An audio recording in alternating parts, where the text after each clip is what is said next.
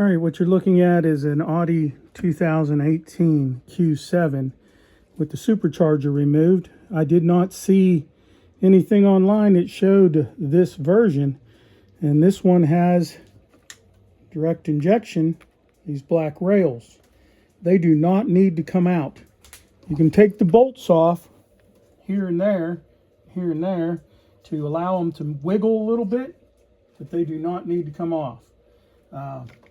This bracket has to come off in the back, and you'll notice there's 4 of these. It's best to label them 1, 2, 3, 4, however you want, but the hoses need to come off on both sides, and all of the electronics has to come off. This sits on top of the throttle body in the back.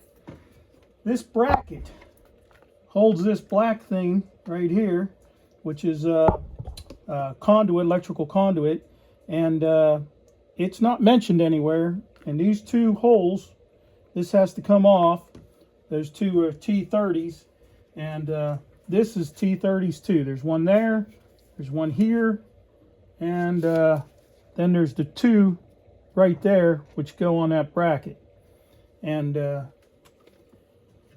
it doesn't look like I had to take this red plug off, or this black one behind it. I saw in all the videos that they had to come off, but it doesn't look like they have to come off.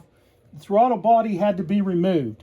So in order to get access to this stuff back here, I had to take the throttle body off.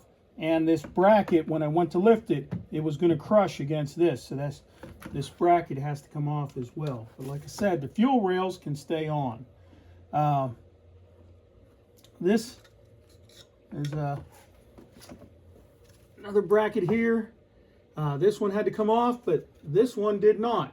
Instead, this thing slides this way off of a bracket behind the throttle body.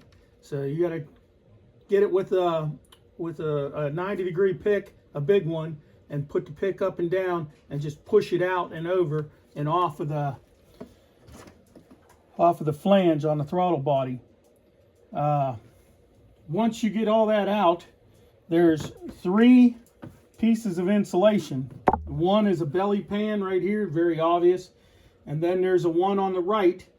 And take a look at it before you remove the supercharger, or take pictures. I got pictures so I know how it goes back. And there's one on the left that's right in front of the throttle body, and you definitely want to take pictures of that too, because it's not you're not going to find that anywhere. Well, I guess that's about it. Best of luck to you. There was a couple connectors in the front, a couple water hoses had to come off, and there was a connector that went to the actual supercharger pulley, and then one that went to a sensor in the front of the supercharger on the driver's side. There also was a front valve knock.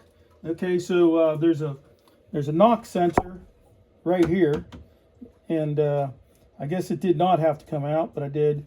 And there's an air mass sensor down here somewhere that had to come off. Actually, it might be part of that. Yeah, it's part of this. So there's the air mass for this side. So there's an air mass flow sensor on each side. And of course, try to keep everything covered.